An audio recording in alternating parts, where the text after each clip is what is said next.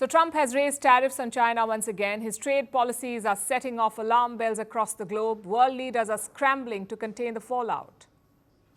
How will they respond to Trump's tariffs? What is their toolkit of choice? Stimulus, pumping cash into the economy. It is a time-tested strategy, and many major economies are now deploying it, like South Korea, which has unveiled a supplementary budget. This package is worth over $8 billion.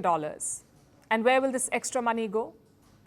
In managing the risks from Trump's trade war and in boosting South Korea's AI capabilities. That alone, the AI capabilities, will get about a third of this fund, a third of $8 billion.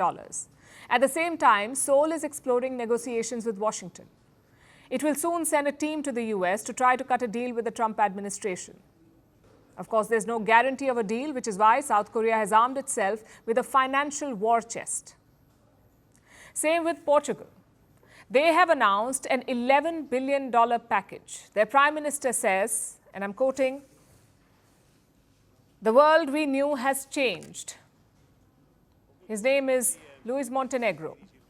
He's the Portuguese prime minister, and he says that his country must adapt quickly to this changing reality. Portugal's neighbor Spain is doing the same thing. Last week, the Spanish government announced a $15 billion package. And just like Portugal, it's a mix of loans and direct aid. Spain plans to boost spending in defense.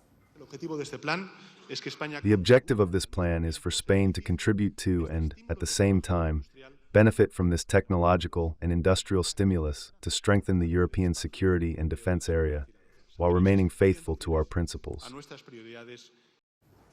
Stimulus packages are direct interventions. Clearly, these countries don't want to wait for Trump to change his mind and offer concessions, and that is why they are resorting to stimulus and building a safety net around their economies.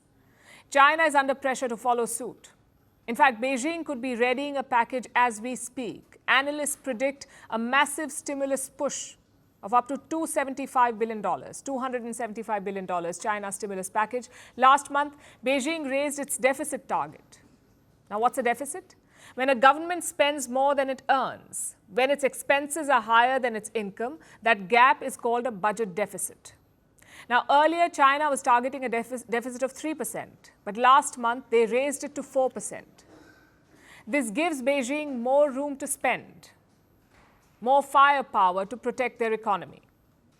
In the month of March, the government also dropped some hints. To cope with possible external and domestic uncertainties, the central government has also set aside ample reserve tools and policy space. Now, this is not new. Most governments resort to a stimulus package during a crisis. We saw it happen during the 2008 crash. We also saw it happen during the pandemic. Stimulus packages keep economies afloat. But this time, the threat is different. This time, it's a trade war and the rising risk of recession. The markets are still wobbly. Share prices are seesawing. If Trump reimposes his tariffs, there could be another mass sell-off. Businesses and their bottom lines would suffer, costs would rise, profit margins would fall, and economies could plunge into recession. Trump's gamble on tariffs has raised all these fears. In the US alone, the probability of a recession is as high as 60%. And the global economy is flashing warning signs. The IEA has slashed the demand for oil for 2025. The IEA is the International Energy Agency. It predicts lower demand for oil.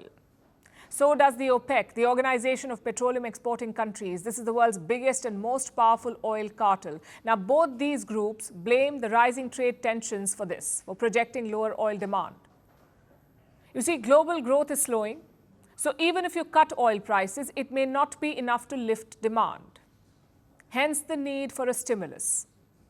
It can cushion the blow, support jobs, prop up demand, and restore market confidence, but it's not a silver bullet.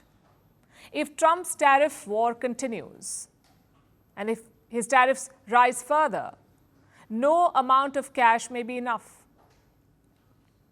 Because this is not just a financial storm, it is also a political one. The global economy as we know it is being reshaped. There could be more painful days ahead. Greeting you with aloha and namaste. I love India. Presence, occupation of a territory by another country pertains to India, what we saw in Kashmir. How do you see Trump's America? Yes, the current administration behaves differently from the previous administration.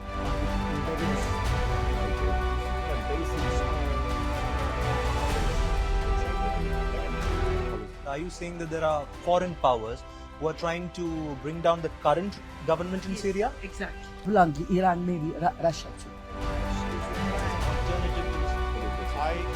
Prime Minister Modi committed to South-South, cooperation. Not over 50%. Is Ukraine prepared to pay the price for that peace? No compromises at the cost of territorial integrity and sovereignty.